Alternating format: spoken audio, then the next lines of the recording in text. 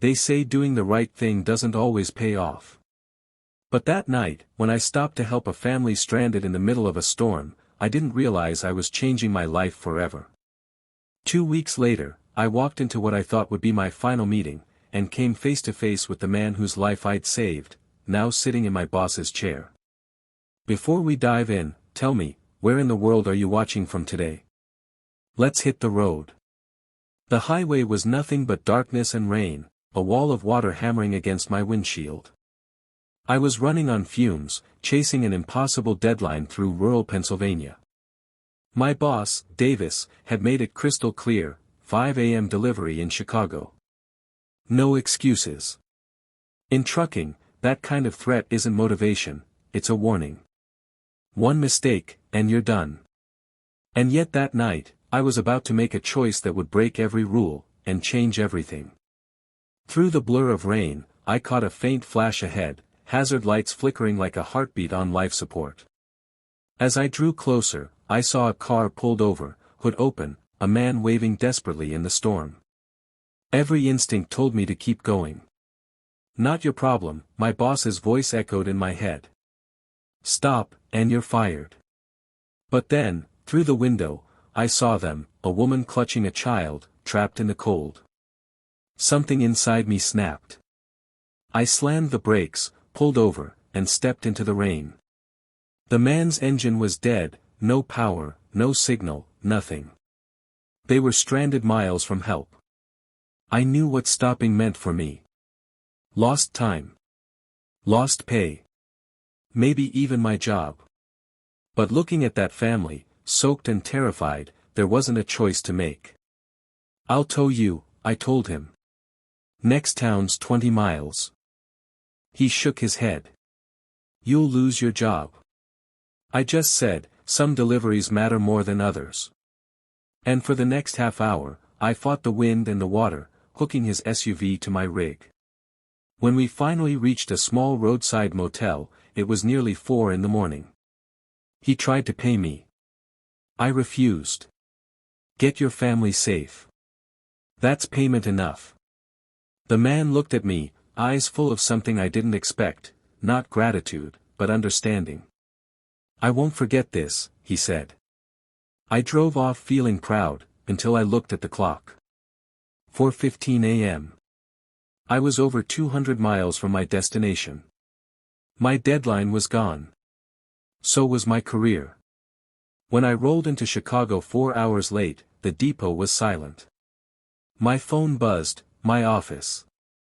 Now. Davis was waiting, red-faced, furious. 6 hours late. $30,000 in penalties. You're done. I told him everything, the storm, the family, the choice. He laughed in my face. I don't pay you to be a hero. I pay you to follow orders. He didn't fire me, not yet. He suspended me, without pay. A week later, I got an email from corporate, report to the CEO in New York City. I thought it was over. That Monday, I walked into the skyscraper. Davis was already there, smug and ready to bury me. Let me talk, he whispered. You stay quiet.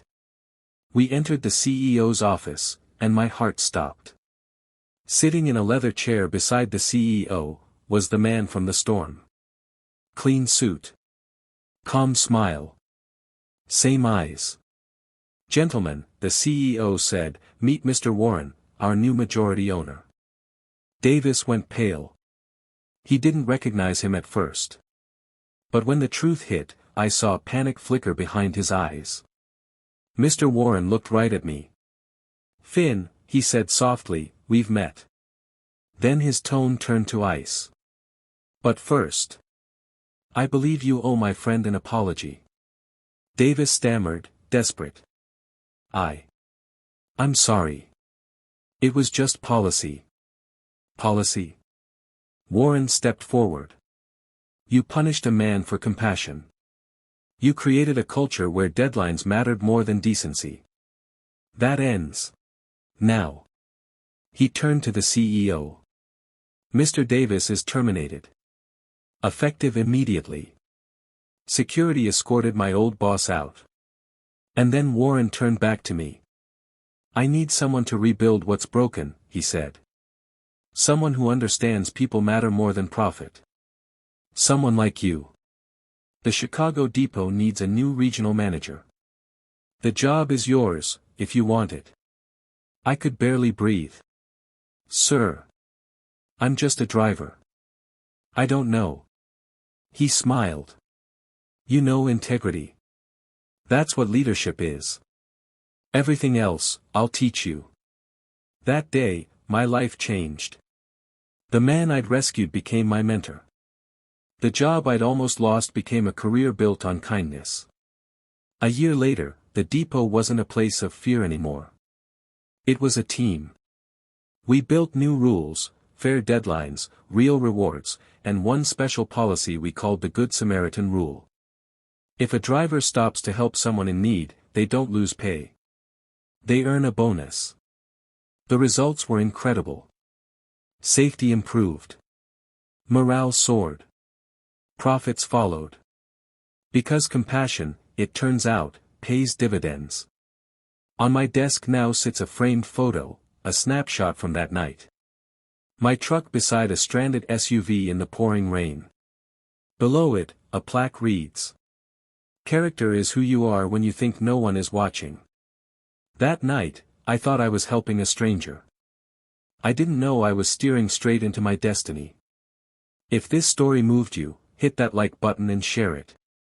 One small act of kindness can change everything, sometimes even your whole life.